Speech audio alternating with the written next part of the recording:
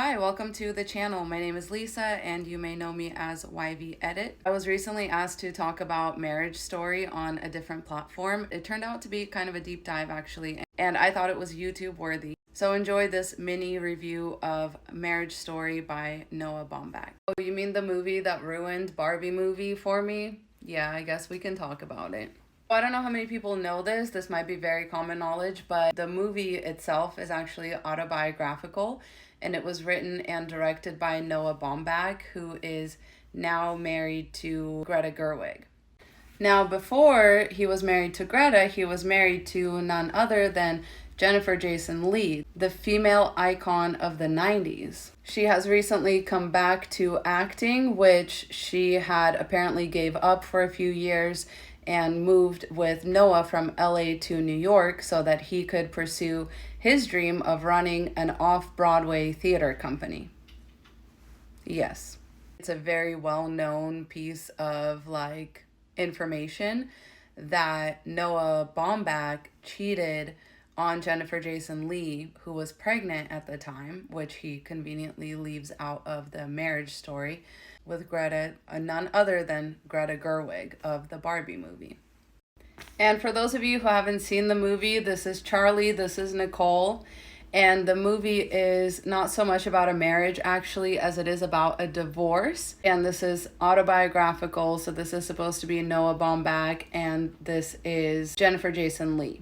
And any reference that they make to cheating, that is supposedly in reference to Greta Gerwig. So the movie starts out with an unsuccessful therapy session, after which they eventually decide to part ways in a self-mediated divorce. Nicole later realizes that this would only benefit Charlie, because he is the one that is running the theater company that she helped him build off of her back, by co-writing plays with him, by starring in the plays. This gave him a big leg up in the industry because she was well known and he wasn't. He came from nothing. The movie itself, as is told by Noah Baumbach, definitely attempts to paint this character in a more pitiful light, because he came from nothing. He ends up sort of getting the short end of the stick in the divorce, but we don't see anything leading up to this. We don't get to see the parts of their marriage that led up to their divorce. We only see their marriage in terms of what used to be fun and now it's not. It used to be fun and now we just don't have the spark. But of course, they have a kid and they're both working supposedly really hard. He is apparently working, but not so hard that he doesn't have the time to start an affair at his theater company with someone that they both work with, allegedly Greta Gerwig. And there's so much to talk about in this movie that it would require a 2-hour long deep dive. So we're gonna mostly focus on this scene, which is sort of the crux of it, the big falling out, the big fight that they have in his shitty LA apartment that he had to get because she moved their kid back to LA so that she could have the support of her family, conveniently leaving out that she's done all this for him already once. But we're supposed to see him as the victim because he has to adjust his life to her now.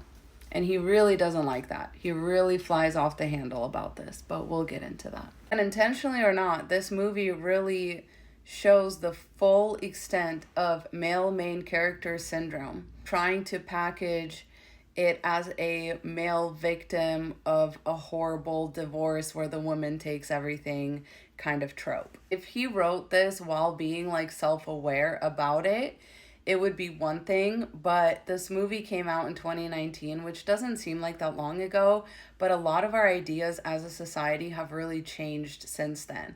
And mind you, it was written and filmed years and years before that. So by the time it came out, we were just starting to consider that men may not always be the victims in the case of a divorce that a woman files. We were just now learning that men do awful and horrible things to women, just expecting that they won't divorce them and expecting to still reap all the benefits of marriage while cheating on and treating the woman like shit, which is clearly what happened here. With her being the one to initiate the divorce and whatever, it's supposed to be it's not really his fault. He would have stuck around. You know, he didn't necessarily want to get divorced, which of course makes perfect sense. It was his life that went to shit after they separated, and her life got better and better and better. This movie, like, if you haven't seen it as a woman, this is an extremely great cautionary tale. Again, whether this was done intentionally or not, it hits all the beats. It hits all the beats of male main character syndrome and how men expect women to pick up the pieces of their recklessness without the consequences ever touching the man in any sort of a negative way. This film is just such a great cautionary tale against marriage to men who always want to put themselves first, who want to sit on your shoulders as you carry them, as you help them, as you co-write things with them, as you star in their plays, as you help support their theater company. And then whenever they're ready for it, they want to hop off your shoulders and immediately stick their dick in somebody else, somebody younger, somebody who makes them laugh.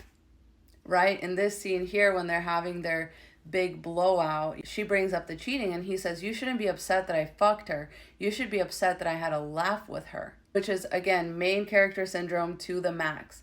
To the max. He's like, you should be more upset, not about the fact that I stuck my dick in somebody else and could have possibly, brought home a disease, got another woman pregnant, etc., etc. You should be more upset that I had an emotional connection with this woman, the kind of emotional connection I don't have with you anymore. But at the same time, it's like, why? Why don't you have this emotional connection anymore with your wife? Because she's not fun anymore. You guys have a kid, and now she's not fun. Now she's only wants you to be responsible all the time.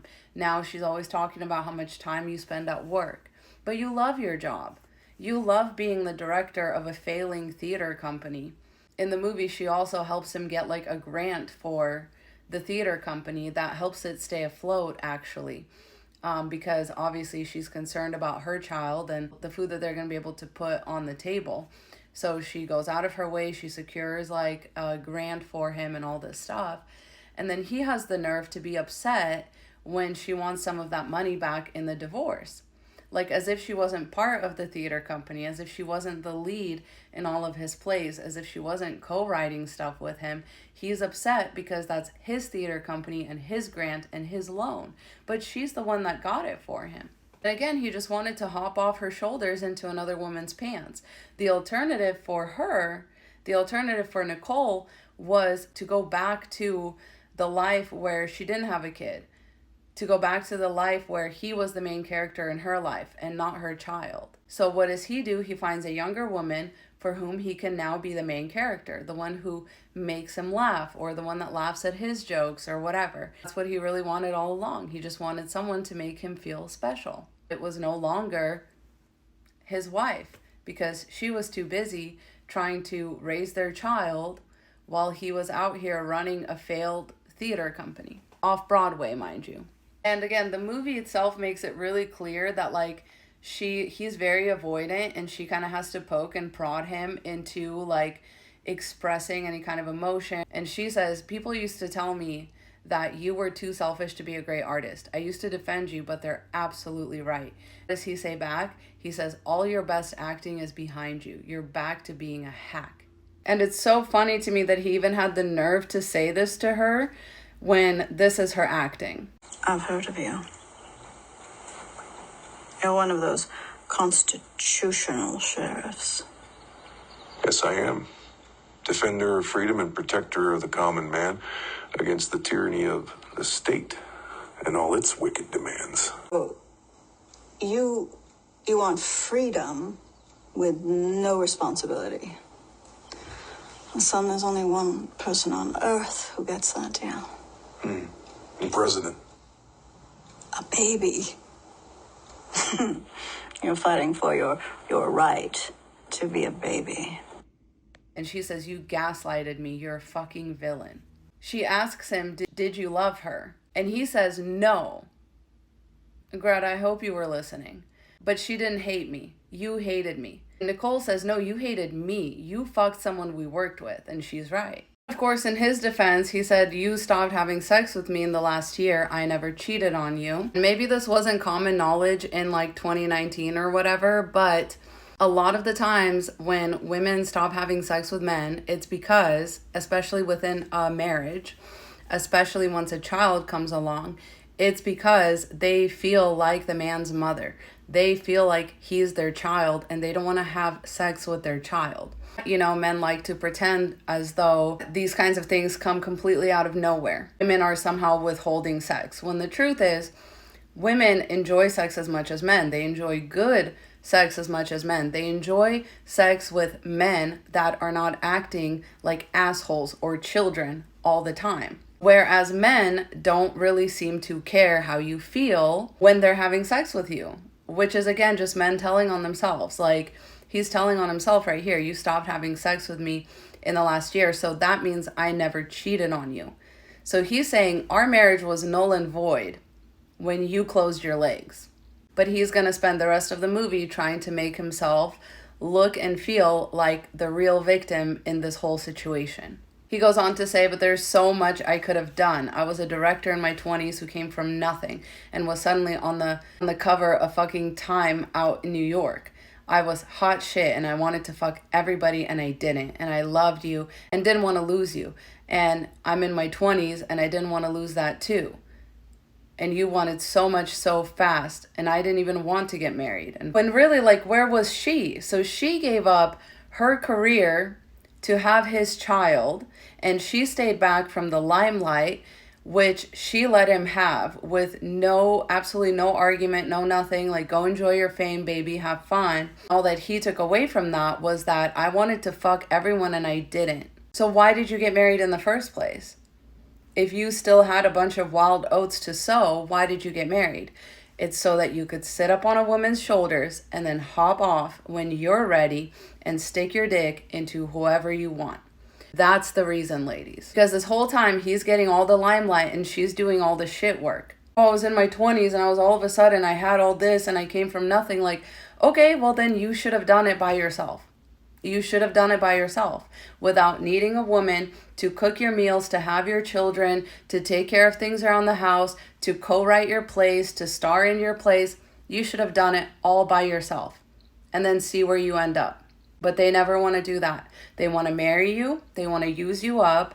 And then they want to make it like it was your fault that they married you in the first place. He had to get down on one knee and ask her to marry him, because he didn't want to lose her. Of course, men never want to lose a woman. They'll do anything not to lose a woman except for actually treat her right.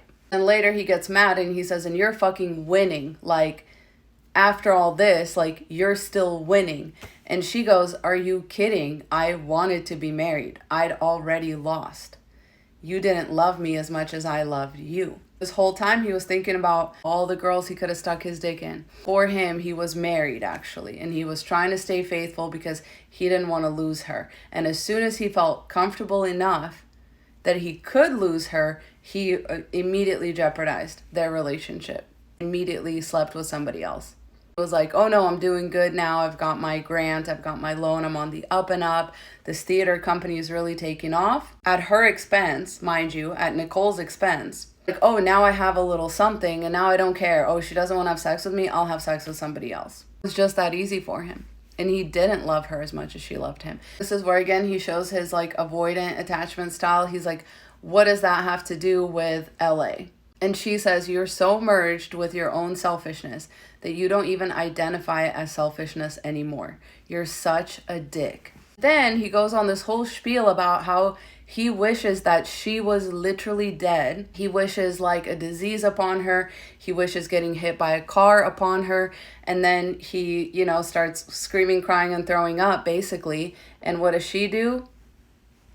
She comforts him. And as much as they try to paint her out as a villain for the rest of this movie, this is basically what she does every time. And she has to fight back against this instinct and remind herself time and time again that this is the man that cheated on her and ruined her life. He cheated on her at the theater company at which they both worked. He cheated on her with someone that they both worked with. In front of everybody, humiliated, embarrassed her, used her. And at the end of the day, she's the one comforting him. Let this be a cautionary tale. Let this be a cautionary tale. And basically for the whole rest of the movie, he tries to pit himself as the victim, right? Like this poor guy, she just took everything from him and she moved to LA, not seeing completely the irony of the fact that she willingly gave up things for him and she moved from LA to New York. She could have had a career in LA. She was getting asked to audition, she was getting asked to do all this stuff, but she said, no, like, it's fine. We can get away from LA for a little while and like raise our little family and you can work in the theater and like it'll be fine. I'll put my dreams on hold for a while. Which is why I always tell y'all not to do that. These men can figure it out. And even if they can't, that means they were figuring their whole life out at your expense. That means you were doing all the work for them. Because the only thing that he ends up with is like an empty, sad apartment in which he has to like rent furniture to make it seem like it's a livable environment for his child. When the CPS worker comes along, in front of whom he is completely like, doesn't know how to act, doesn't know how to answer any of the questions, cuts himself, starts bleeding all over the place. She's clearly very uncomfortable. He is not making himself look like he's fit to be a father. And this whole thing is meant to be like a pity play for him. Like, oh, look, poor me. I was trying to demonstrate a stupid joke to a CPS worker and I actually cut myself and now I'm bleeding all over the kitchen. And when my child comes in, I'm laying on the floor, hiding my bloody arm, telling him, oh, I'm just really tired. Like, that's not normal for your child to see, sir. This is an excerpt from like an article about Greta and Noah's complete relationship timeline that confirms that basically the first film that they worked on together also starred his then wife, Jennifer Jason Leigh. They welcomed their son later that same year, and 5 months after the movie premiered, the pair divorced. Of course, Baumbach and Gerwig firmly placed the start of their romance at a point after his separation, but we're not stupid. We're not stupid. They can say whatever they want, but we are not stupid. Especially for him to like throw that little tidbit into a marriage story afterwards is only more confirmation for me. I have to add this little bit in because I actually mixed up the facts when I initially recorded this, but I really hope that this role was kind of cathartic for Laura Dern because she actually was cheated on by her partner in the past when she was pregnant with their child. So some of these scenes must have felt real good to film. And she did an amazing job in her role, but that goes without saying. We can accept an imperfect dad. Let's face it, the idea of a good father was only invented like 30 years ago. Before that, fathers were expected to be silent and absent and unreliable and selfish. And we can all say we want them to be different. But on some basic level, we accept them. We love them for their fallibilities, but people absolutely don't accept those same failings in mothers. We don't accept it structurally, and we don't accept it spiritually, because the basis of our Judeo-Christian whatever is Mary, mother of Jesus, and she's perfect. She's a virgin who gives birth, unwaveringly supports her child, and holds his dead body when he's gone. And the dad isn't there. He didn't even do the fucking. God is in heaven. God is the Father, and God didn't show up. So you have to be perfect, and Charlie can be a fuck-up, and it doesn't matter. You will always be held to a different, higher standard. And it's fucked up, but that is the way it is. But again, she was supposed to be representing this like cutthroat bitch lawyer. And in 2019, this could have all played like the man was the victim in this situation. But when you watch these scenes like in 2024, you're actually just cheering for these women the whole time because they actually have a point.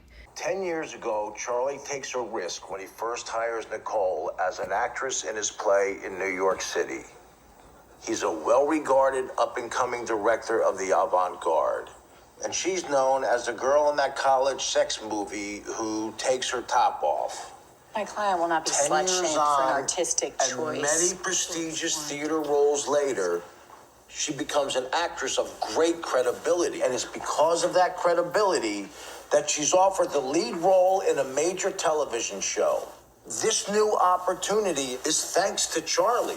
Your Honor, we shouldn't have to pay support money at this point. In fact, Charlie is entitled to half her TV money, present and future earnings of the show. Charlie's just received the enormous sum of $650,000 in the form of a MacArthur grant. This is for the theater work he conducted during the marriage. Installments over 5 years. So by Jay's same logic, this is work that Nicole contributed to in numerous ways. And to pay back debts that he's accumulated with his theater company that stars his wife. Not only did she turn down a lucrative and successful career in movies to perform in his little theater, but she actually supplied Charlie with a loan early on to help out. Which he paid back. She lent her name to the marquee, which was the principal reason people came to the theater. Well, that may have been true 10 years ago. And in turn, she helped establish Charlie's reputation. Now, over the next 10 years, she was subsequently offered parts in movies, TV shows, most of which she turned down at Charlie's behest to be a mom and act in his plays. So while we are willing to be flexible on support, we contend that half of Charlie's grant money be split between the parties. I don't see how you can claim that she gets half a grand dedicated to his genius. He became a genius during the course of the marriage. Oh, come on, Nora. Charlie himself, upon hearing that he received the prize, told Nicole that it belonged to her too. That's what people say when they win awards. No, he was implying what was true. His genius was an intangible asset built during the marriage. Nora, I like how you But basically, after he puts her through all of this, the movie ends with this kind of sappy scene where he is helping his son read this assignment that they had got from therapists back when they were in couples therapy. It's her describing all of his good features and how he came from nothing, how he's such a good dad, and he loves all the bad parts about being a dad, and all the parts that she doesn't love. Basically still gives himself way too much credit in the end. Way too much credit. Especially considering the fact that apparently their child wasn't even born, so I don't know what he was building all of this off of. This was some heroic fantasy where he's not really the villain. He's just a misunderstood kid who came from nothing, and he didn't really want to get married, but he was forced into it because he didn't want to lose the person that was responsible for all of his success until the success outgrew both him and her. And then he felt like that success only belonged to him because he was the main character. Everything that she did was cool, of course, but she chose to do it. But he sacrificed. In that big fight scene, he says to her at one point, you want to present yourself as a victim because it's a good legal strategy, fine. But you and I both know you chose this life. You wanted it until you didn't. You used me so you could get out of LA. Again, this is all projection. This is how men will project onto you. The reason she's standing there looking silent and incredulous is because she's I did not realize that my sacrifices in your mind were things that I chose to do. But of course, his own sacrifices to him are clear as day, right? He was a director who came from nothing. I was hot shit and I wanted to fuck everybody and I didn't. But it's you chose this life though, didn't you? You chose this life. You wanted to be a famous director. You should have known. You should have known there would be people there that you'd want to fuck, and you shouldn't have gotten married then. You chose this life. And you used her to get out of LA and into New York. He had her give up her dreams and move to New York to support him while he did this whole thing. And not only support him domestically, but also to support him by being the lead actress, by co-writing all the stuff that I already mentioned. So he really used her, sucked all the life blood out of her, and then moved on to somebody else it was nothing because she wouldn't have sex with him anymore. Who would? This sounds terrible. To then again at the end be you chose all this. You chose this. Don't play victim now. But it's we could say the same thing to you, sir. And at least you got an uninterrupted career out of it. At least you are not 60 years old now coming back to television, acting. You gave all that up and you took a chance on a really selfish dude who was I don't really want to get married. I don't really want this kid. I don't really want this. I don't want to live in LA. And you're like, okay, I'll do this and I'll do this and I'll do this and I'll run myself ragged and I'll, do all this for you. And then he's like, you chose this. But I sacrificed a bunch of poon that I wouldn't have even have access to if it weren't for you. But that's what I sacrificed. And I didn't choose that life. I'm a victim. Like, don't piss me off. I find it really fucking funny that these two were together for 12 years, had 2 children, but yet he only married her after the whole Barbie movie thing. After that became a worldwide global phenomenon, he married her at a courthouse in New York. The most shut up wedding ever. That is so embarrassing for Greta. I thought the Barbie movie was really great, and I just haven't even been able to bring myself to rewatch it after all this because she is such a pick-me. I just couldn't have been more disappointed. Come to find out, he tried to talk her out of it too. He tried to talk her out of the Barbie movie. She said no, and you're gonna help me co-write it. So at least she flipped the tables on him in that way. But like, that whole thing pissed me off so bad. As much as men talk about monkey branching for women, like basically you look for a man while you're with a man, how is that not what he's done? How is this not the first just other available woman that he could put all of his burdens and troubles on? Have her carry them for 12 years and carry 2 more children, fluff up his career. Again, he only goes for other women that are in the industry, because he knows that that's like double the power. And I'm sure he knows that women are really good at a lot of this stuff and really underrated. And so he knows it's really easy to steal their ideas, really easy just to use them as a wife and baby making machine, even without putting a ring on it, even without that official title. He's figured out he could string somebody along for 12 years and then marry them as soon as they become a global phenomenon. Wild fucking story, right? There's so much more to the marriage story that many of us even realized. Anyways, never put your blood, sweat, and tears to work for a man. Always, always work for yourself. Do not help these men do anything, because this is how they're going to do you. This is how they're going to do you. They're always going to embarrass you. They're always going to humiliate you on a world stage, and you're only useful to them until you're not. They only want you until they don't. Stay safe out there. Godspeed.